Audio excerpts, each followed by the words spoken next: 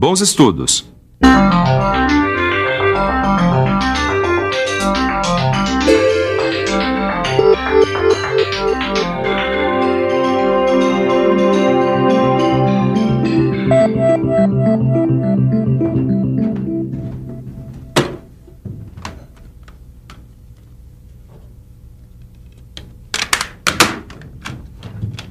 Oi, você já reparou como é bom o som desses discos com leitura por raio laser? E o melhor é que esse sistema não tem nenhuma agulha que toque no disco e assim não tem o perigo de arranhar. É engraçado. Quando a gente começou a ouvir falar em raio laser, ele era sempre tratado como uma arma muito perigosa. Pelo menos era dessa forma que os antigos filmes de ficção científica tratavam esse raio.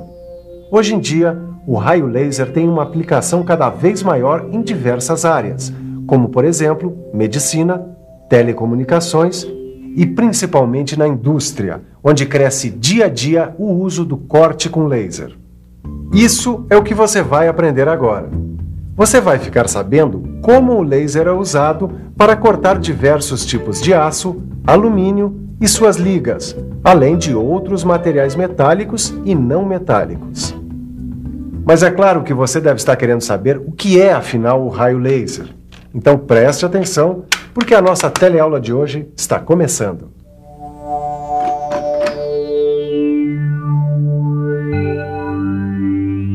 Amigo, diz pra gente uma coisa, você acha que a luz queima? Ah, queima sim. Dependendo da luz, sim, mas a luz de casa, qualquer coisa assim, com certeza não. Se for um laser, talvez. Qualquer tipo de luz queima. É só concentrar os raios luminosos num determinado ponto que ela queima. Com essa simples experiência, dá para entender que se os raios luminosos forem concentrados sobre um mesmo ponto, a luz pode até queimar. Como você sabe, a luz é uma forma de energia. Se a gente concentra a luz, como nós fizemos agora com a lupa, a gente pode obter um feixe de luz com energia suficiente para queimar a casca da árvore.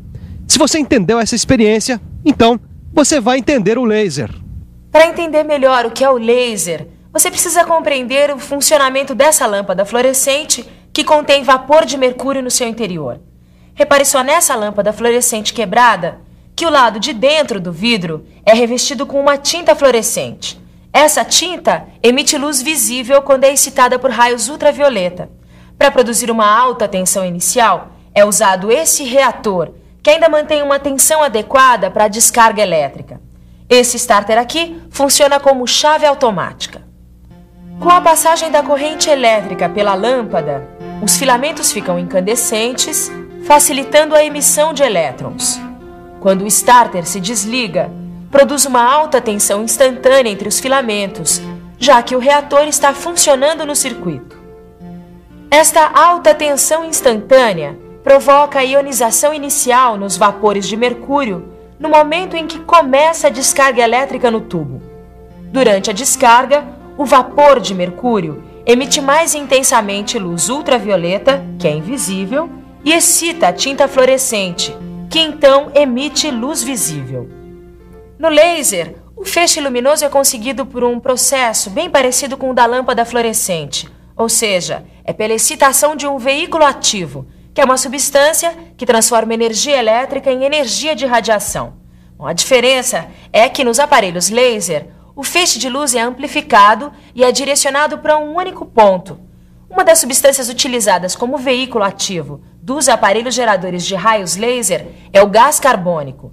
O feixe de luz laser produz uma energia intensa na forma de calor.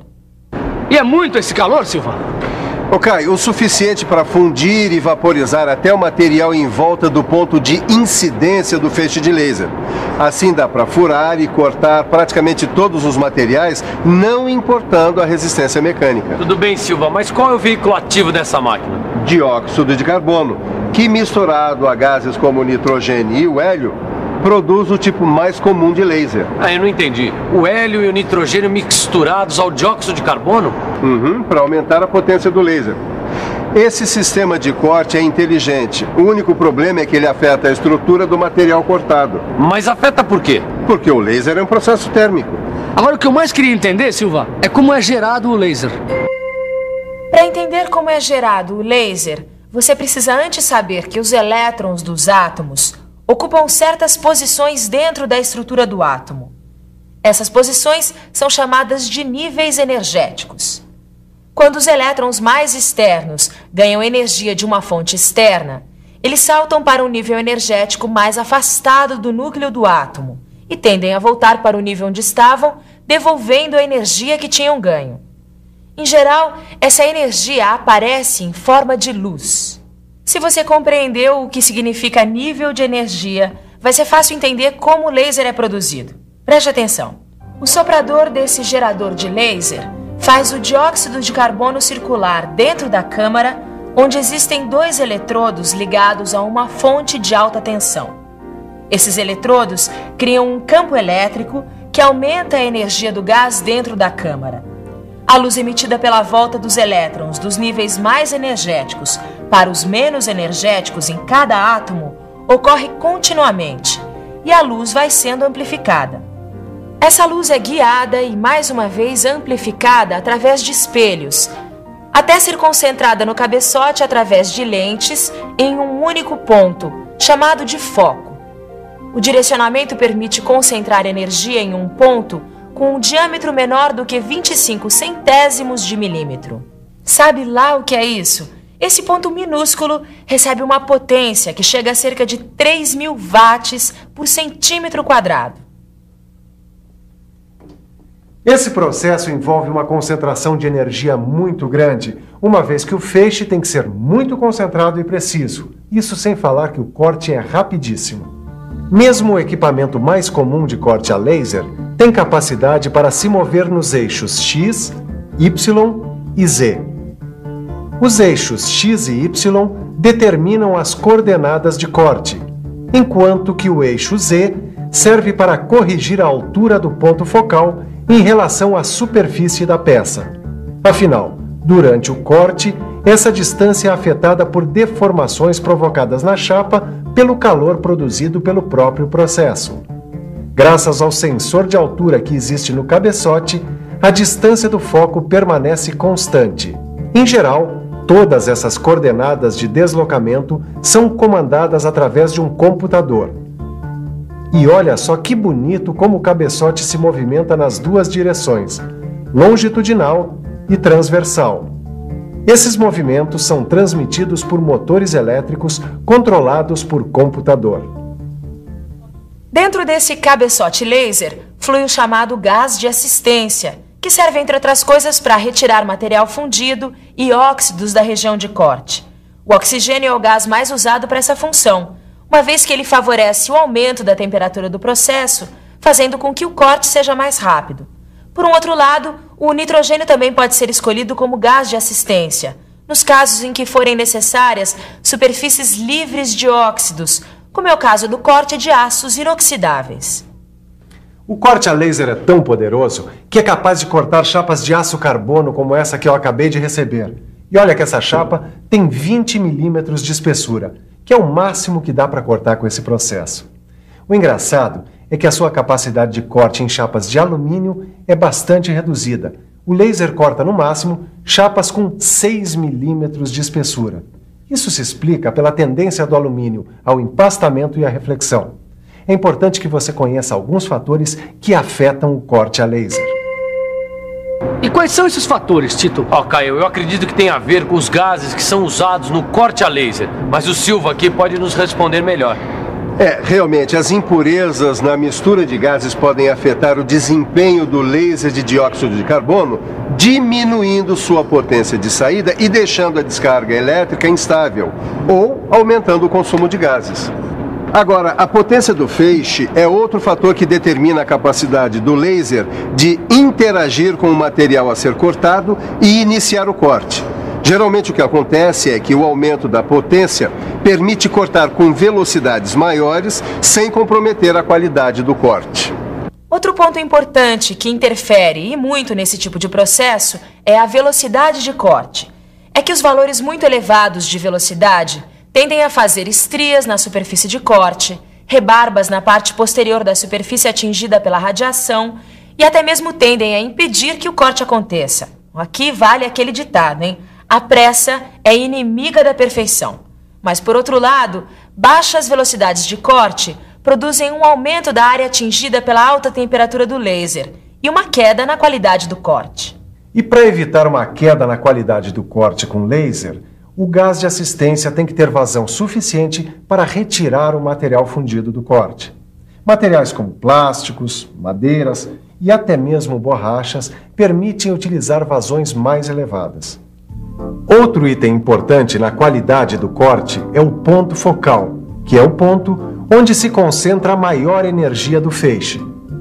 No caso de chapas finas, ele deve ser colocado na superfície. Mas se as chapas forem grossas, o ponto focal deve ser ajustado para regiões ligeiramente abaixo da superfície, desde que não ultrapasse 1/3 da espessura da chapa. Caio, o que eu sei é que o corte a laser ele é muito poderoso. E também que é preciso ficar atento a alguns pontos que estão ligados à qualidade do corte. Isso aí. Mas Silva, eu não sei quando usar e quando não usar o corte a laser.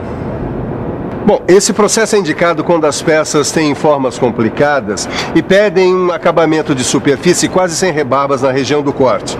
Como essa técnica não pede estampos de corte, então é possível produzir lotes pequenos em pouco tempo e diversificados. Esse corte a laser é incrível, hein? Também não é assim, Caio. Apesar do laser de dióxido de carbono produzir muito calor, ele não consegue vaporizar e cortar alguns metais conhecidos. Ué, como não consegue? Ora, porque cada material reage de um jeito à energia do laser. E quais são os materiais que podem e os que não podem ser cortados a laser? Rapaz, agora você me pegou. Eu acho que eu vou ter que pensar um pouco. Vamos pensar um pouco. Bom, eu sei é que os aços não ligados podem ser cortados a laser facilmente. Ainda mais se o gás de assistência for o oxigênio. Aí sim dá um belo corte.